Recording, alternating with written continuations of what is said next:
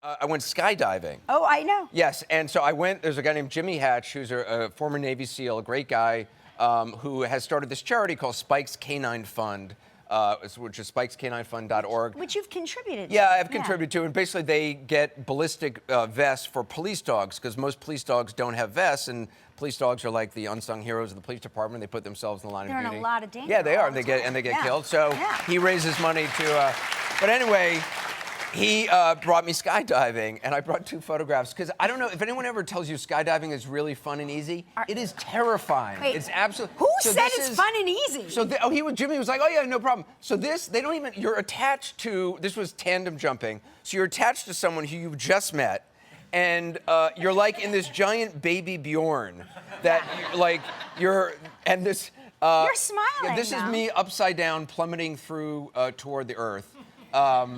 And no one tells you they walk you toward the end of the, like suddenly you get to the airport, you sign all this stuff saying if you die, it's no problem. And then all of a sudden you're on a plane, there's not a lot of instruction, and then you're attached to some person you've just met, you're more intimate with them than I've ever been with pretty much anyone else in my entire life. Right. And they start waddling you to the open back of the aircraft, and you have no control over it, and then all of a sudden, the woman I was attached to turns around, so I'm facing away, and then she just decides when she's going to flip out of the plane. They don't tell you they're flipping out of the plane. She just goes. There wasn't like a 1, 2, 3. It was just out. And someone else in the plane was so nervous, I think they pooped their pants. Oh. Yeah. Yeah. And so I was glad to get out of the plane, because it was about that time. But anyway, they don't tell you when you go out of the plane, they do a somersault. And for the first 60 seconds, you're just plummeting. So you're just through space. somersaulting backwards? No, you somersault once, and then you're just falling upside down. It's terrifying. Sue from Jacksonville, Florida says, "Please answer!" Exclamation point. Why isn't Anderson wearing a helmet whilst skydiving? I got this. Okay, it's a good question. This is another viewer. This is Allison, who was skydiving. Note, she's not wearing a helmet. When you tandem jump, you don't wear a helmet.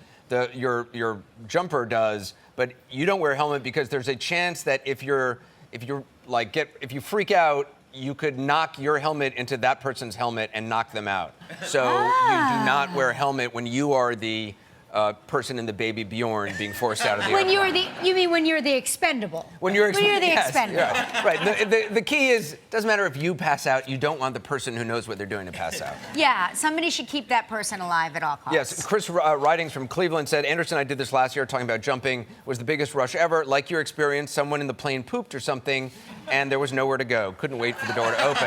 Apparently, this is actually a common thing when you tandem jump. I can tell you right now, that would not even be in question if it were. I'd be like, guys, that was me.